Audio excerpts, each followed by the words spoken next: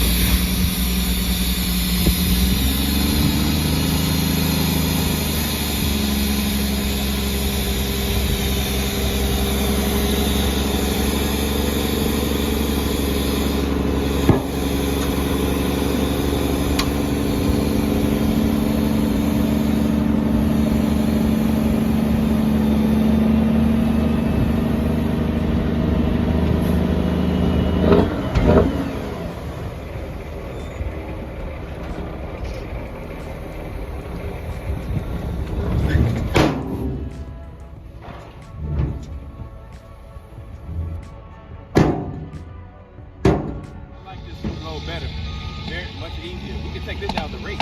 Okay. That other stuff is heavy.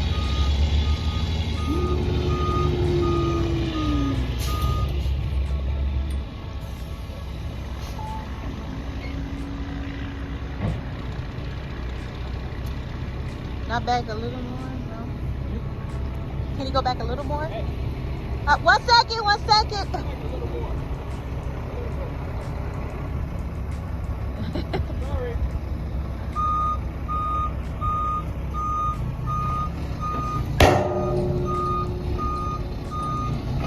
That's good.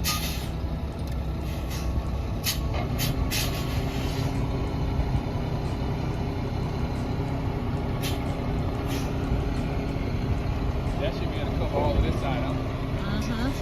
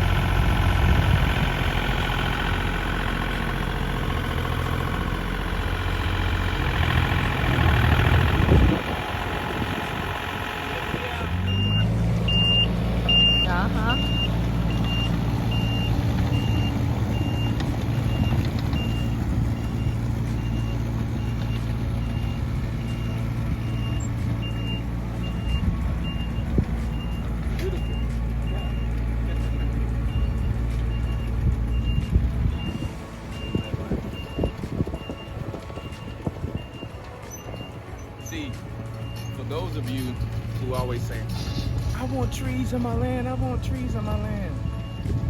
Listen, stop all of that and just figure out and fix the problem. Just fix the problem. You can buy some land and get land for cheaper if you can't afford it, and put the trees in the ground. And they don't have to be small trees where you have to wait 10 years. Look at this tree. It looks like that tree is 10 plus years old. So don't worry, guys.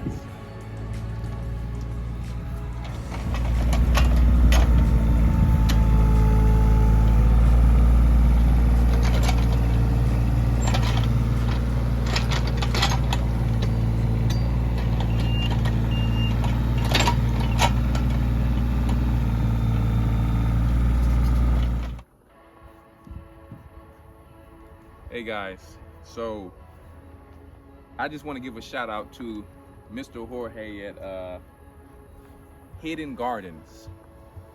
Listen, very nice gentleman.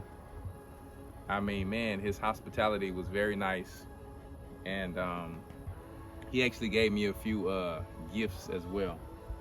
So our spirits was just connecting, man. We both have a green thumb and just love gardening.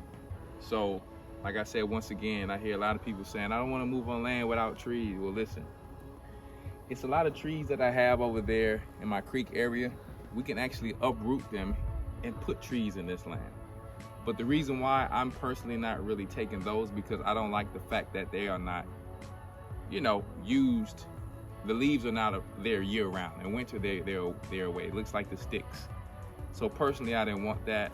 So I decided to change my mind and actually go and search until I found, because I never give up and I'm gonna always find what I need. And that's just my belief and my faith. And I did. We have this lobely pine, okay? And I mean, it's just beautiful. You understand? It's just beautiful. So we're creating life around here. You have to, everywhere you go, you have to create life. You have to bring Christ. So it's a blank canvas. It's your job to come and do what we see the Gentiles doing. You see what I'm saying? So as you see over here, I had all of these piles of dirt. And I had the flood going on, right? I got out here myself, me and my family and my wife, and we took that tractor. You see? It looked like a construction site, doesn't it? Listen, this is just the beginning. So soon I'm gonna be, right, taking some of this, planting in this on the side of the house. You know how you put bushes and you put certain things? So this is what's going down. Don't forget, just earlier we had our sump pump for the flooding. So all around this site, you see, that's where the drain is, where that green pipe is coming out the ground. We're not done yet. We got to plant grass seeds, and you have to make these things. I don't like to wait 6 months to a year to do things. We get it done ASAP, if we can. And if we have to wait 6 months, you still make sure you write it down and follow it. But back to the trees. I'm just saying, we got to put the works in. And you don't have to do everything alone, right? So anyway, we got a lot of brothers and sisters who are always saying, can I come help on the highest ranch? And soon I will let them. So just imagine how hard I work with just me and my little family if I allow people to come and help. You get a lot more done. So anyway, let's go here. Well, first of all, just look at the majesty of the creation of the Most High. Look how tall this tree is. This tree is like, how high you think that is? 30 feet? That's like, wow, that's like almost 20 feet high, I think. I don't know. Let's go over here to this nice oak. It's a car, man. They came out here and did the thing. And I made sure, as a man of the Most High, and I'm not saying this to put it out there, that I supplied them with something to be able to finish their work, because you see it's very hot out here. Some of the beautiful blessings the Most High blessed me, you don't just have for yourself. You're supposed to be men like Abraham, hospitable. Fill them and supply them with dates, grapes, nice cold water, whatever they may have needed, apples, right? They tore that thing up. And check it out. These brothers took their small excavator and planted this beautiful oak. Well, now one thing I like about the oak is that it's almost like an afro. It brings the best shade out of all of the shade trees to me personally. I personally wouldn't want some type of tree that they were using during the times of slavery. What do you call those trees? The willows, because it's just creepy to me. It just reminds me of, I want something that reminds me of life. So anyway, look at that. This oak tree is going to take off like crazy. It has a nice thick trunk. The root ball is just as what you see.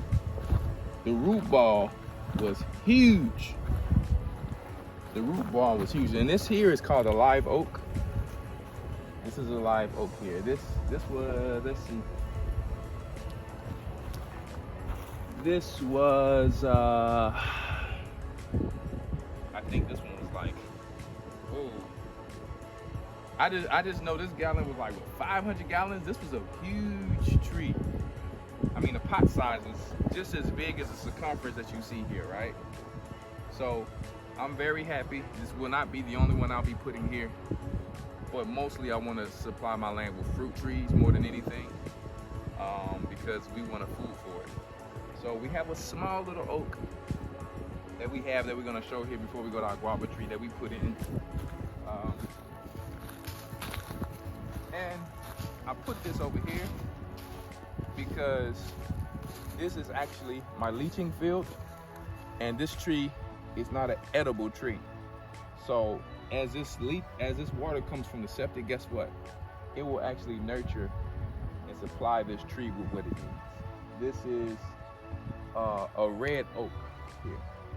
I don't remember the exact species, but this is one of the red oaks here, and it's one of the fastest growing of the oak trees. It's a small one, so we're gonna give this one time to grow, but I probably, to be honest with you, I probably won't be buying any more of this size. I mean, I'm so excited to just to buy the big trees that's already growing. But there's nothing wrong with putting a bunch of these and letting them take off, because they will take off fast, but I'm still thankful for that one. But after I seen that one, I'm like, hold up, let me do some more research and see what I can find here. Here we have over here our nice crabapple tree. This is a flowering tree. This is also in a leaching field section where I will not be consuming this tree, just using it for shading, and it will be able to grow very fast. And because it's in the leaching field, guess what? It will also supply this tree with some fertilizer. As you see how beautiful this tree is. It's already supplying us with beautiful flowers. So as this tree grows and gets bigger, this tree will be having beautiful flowers coming out of it, right? So anyway, let's go over here to our guava tree. Man, it's gonna be look, when I see the signs of it doing that, I already know that it's on its way. Look, we have all these new flowers coming in. You're probably like, what did you put in there, Elder, to fertilize it? Well, on all of these trees that I actually put frozen fish to break down and to feed this soil and to give it some of the microbes that it needs. Some of the worms are gonna come up to eat that fish. You understand? And I'm also gonna put some fertilizer, some organic fertilizer that they have to store. But as you see, my method does work. So you can actually use what you have. Not only do we have fish there, we have some actual fresh grass clippings that we had put down with some carbon to help to keep it warm in the winter time, right? So, man, you walk over here and it just looks beautiful already. You can feel the feeling.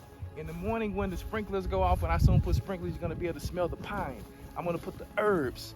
I remember I had the jasmine flowers when I lived in Africa. I would walk outside and I would smell the mint and the thyme and the basil every time the sprinklers went on. When it was dawning or it was in the morning, you smell that beautiful smell. So that's what this is all about. It gives you joy.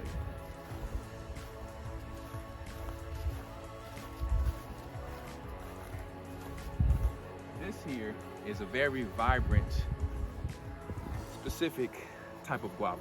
I did not want the regular guava, and it's not that I won't get a regular guava. But I personally am gonna have to do some more research on what type of regular green guava I'm gonna get, because sometimes guava to me tastes like, it just, I don't want to use the wrong word, it just does not taste good. You have to get a certain guava. This guava here, if I can remember, is a pink one or a red one.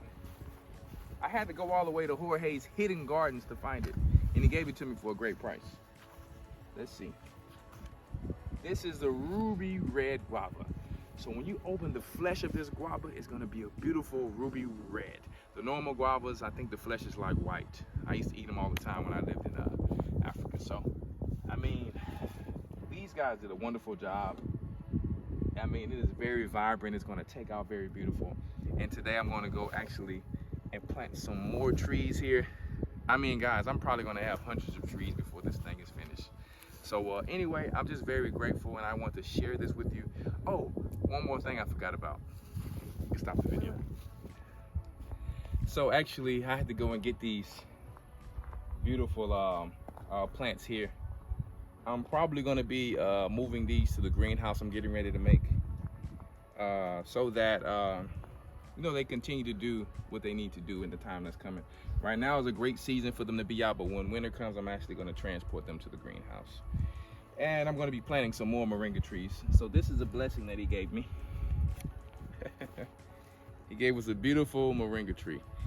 If any of you knows, this tree does not need a lot of, it doesn't need a lot of maintenance. It can grow in great climates like this, right? And it is one of the most healthiest trees on this earth. It can purify water. The seeds can purify water. You can eat pretty much any parts of the tree. Many of you know that moringa powder itself is like one of the most healthiest things. So we actually have here a beautiful plant that I didn't know what this plant was until Mr. Jorge told me. He said, hey, he said, break this. Ooh, the smell of that. You want, listen, I gotta let the camera person smell. Right? Beautiful. That's ginger. This is a ginger plant. I said, man, he had a big old pot of ginger. And I said, man, I need to get some of that. He ended up giving me this for free. So guess what? I'm gonna make sure to do my best to take care of this and add some of Brother Stan's plants. Oh man, we're gonna be in the game. So I'm gonna put that there. And I just wanted to show you guys and share with you and motivate you. Just because something is what it is, you've been given the power, the mind, and the Spirit of Christ and the Holy Spirit to be able to, no matter where you go on the earth, to create, to dominate, to motivate, right? To exhortate. So I've done it in Africa, I had a beautiful garden, right? I've done it in Europe, I had a beautiful garden. Back in Babylon, until we have to leave, I have food for me and my family. You can take these and boil them into a tea, and that so-called thing they were talking about putting in your arm. Let me tell you, you better do your research. That's all I'm gonna say. That's all I'm gonna say. Peace and blessings to you all.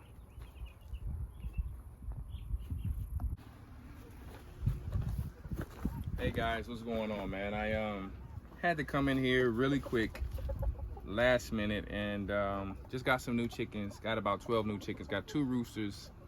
They were fighting like crazy. You know, I'm against animal cruelty, so but I fixed the situation, and you can easily fix the situation with something you have lying around the house. This is totally temporary. I just want you to see what I have here. Just some basic pallets.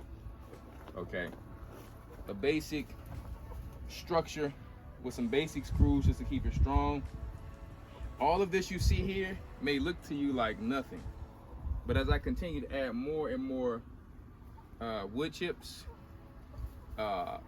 you know, food waste, this is going to be crazy fertilizer for next spring. I mean, my garden's going to be banging next spring. You got the chicken manure. Chicken manure alone has everything. It's a complete fertilizer. Everything you need is in there, but you can't give it to your plants right away unless you put it in water. So sometimes I may come out here and put it in water, but really we just moved here. All of this is carbon, this nitrogen is gonna break down into great fertilizer, most high willing, next year.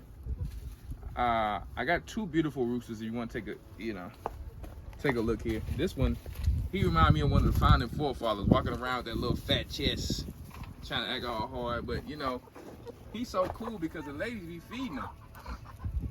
Then we have, the white chicken, which I thought was still very beautiful and different than the rest that I have because I wanted a variety. And he got his eye blooded yesterday from our black chicken that we got from the north side. So we got this black chicken from the north side, and we got this white chicken from the south side, and they was going at it. And our black chicken, you see there, he never crowed. I mean, he crowed, but it was very light until these other roosters got in here. He's walking around here loud. He didn't put the hands on the white chicken, and let me tell you, we was afraid that this chicken wasn't gonna live. We didn't want them to fight to the death, so we had to give them their time to smell each other, to get to know each other. We called our friend Shauna and her husband. Even though we knew what to do, my wife called them. She was nervous I wasn't around. We already planned to kind of make a partition. It's gonna be a better one than this, of course, for our baby chickens or whatever. But yeah, so we have this, guys. It's coming all the way from here. Check it out. So we have it coming. We put their little water bin thing on a pallet because they kept putting wood chips in it. So we got it coming all the way in here because I still have to finish this chicken coop off. It's not finished yet. All the rain that came, I was not able to finish it. But this is their little side right now. Okay. And I had them stuck right here until I was able to come out from all my hard work yesterday. They can come out here onto their little side, and then these chickens over here can come out to their little side. Right? So, listen, I got a lot of cleaning up to do in here, a lot of painting to do, a lot of finishing touch-ups. But it's working out. Even if you left it like this thing gonna last you years, trust me. But I've always planned to get some better nesting boxes. Everything was temporary after all the rain. So just thought I'd show you guys what you can do if you have roosters fighting. And if after a while they still fight, you either gonna have to make the choice to get rid of one or let the dominant rooster prove who he is, and the other one just gonna be walking around like bowing down, no different than they do in the animal kingdom. It's just what it is, guys. So but let it be known that there are roosters who dwell together. I have two roosters who have been dwelling together before I even bought these other two roosters. I just wanted to have a variety of chickens. And I really leave the door open a lot. I'm gonna put a door on here, but I leave it open so they can go out and get grass and roam for free. And any hawk that comes around here, these roosters are bigger than a hawk. So that hawk ain't gonna stand a chance. Trust me, these roosters' beaks is sharp and their claws is also sharp. Their talons or whatever. So anyway, they're doing much better. They were just hiding and I'm like, y'all need some sun. So they doing all right now. They eating all the arthropods, all the bugs. Ticks eat. They eat ticks and fleas. They eat it all. They clean up your land. So there you go. We covered up the plants and the cardboard. Grab it from the middle.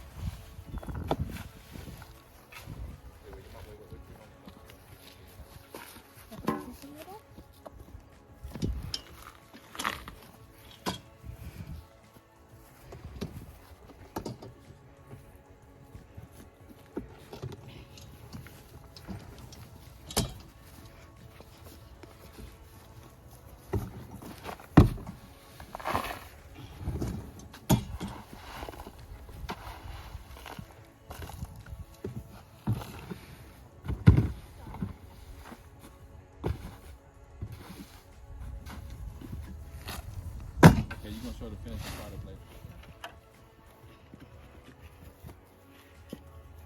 Pull it out hard. You gotta break the roots up at the bottom a little bit. Yeah, lay it on the ground. No, lay it next to your foot. Sideways. Sideways. There you go. Lay it on the side. No, on the side. Lay it down on the side. Lay down on the side. There you go. Now break the roots up. Don't break them, but kind of break it up. Grab it like this. Look. Squeeze it like that. Like massage it hard, hard. There you go. Not too much. Wait, because we don't want to make all the dirt go in there. So do that right here. So all of that can go right there. You gotta break this. Turn it over as you're doing it. That's good, that's good, that's good. Now set it in there softly. That right here. Okay. Now put the water. Huh? Got some water right here. Wait, we're gonna put a little bit more dirt. We're gonna put a little bit more dirt to sit up a little higher. Can I do it this time? Hmm? Yep.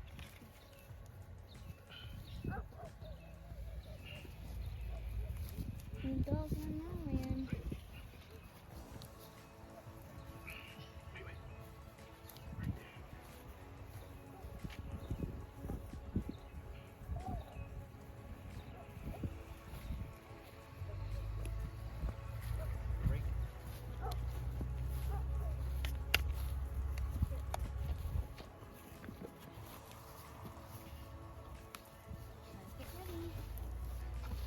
Wait, hold on. Let Pepe do it like she just asked you. You already did a good job. Go make sure your wood chips are still fixed. No, just make sure they still fixed. Around your thing. Yeah, you can go get some more wood chips, yeah. Here, go with your sister.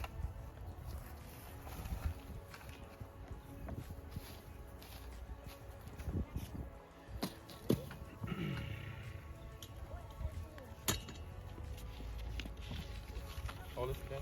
Stay right there.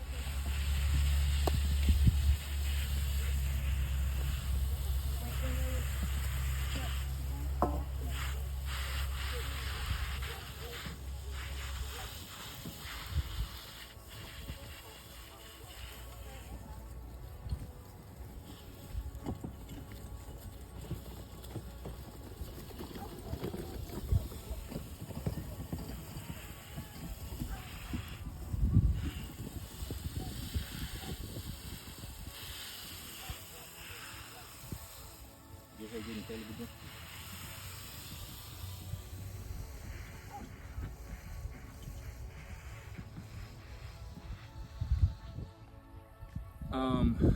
So basically we have 3 of them and I'm very grateful. This is not the first tree I've ever propagated, but I feel like air layering to me personally is the best way to propagate, only because you're cloning the exact genetics of this tree. So if this is a strong tree, you're gonna get exactly a strong tree. Not only that, you're gonna be able to bear fruit in that same year. So how great is that? So, and I think the mulberry tree is a very easy tree to propagate, only because to me it kind of grows like a vine to a certain degree until it grows into a tree. So that's all I have, guys. Just wanted to share that with you. Give it a try sometime. Hey guys, so really quick, it's getting ready to be a 90% chance of rain. I was actually getting ready to work on my greenhouse, so I just pretty much measured what I need to do until the rain stops. And I had to come out here because I didn't expect any rain anytime soon, to put rocks around my drain. Even if you want to get a close in on it, even if rocks was to get on your drain, the water still is going to go down. My most important thing is to keep this dirt from around here going in there. So as you see what we did, we're going to make it nice and even better after. We just put landscape fabric around, keep the weeds from around it, right? And we lay rocks around it. So if the water comes up and tries to flood as it did before, it will now have a place to go, travel to this drain, right? And if the water tries to come up there, go in there, go all the way around to the sump pump, and it's going to bring it into the creek. Peace and blessings.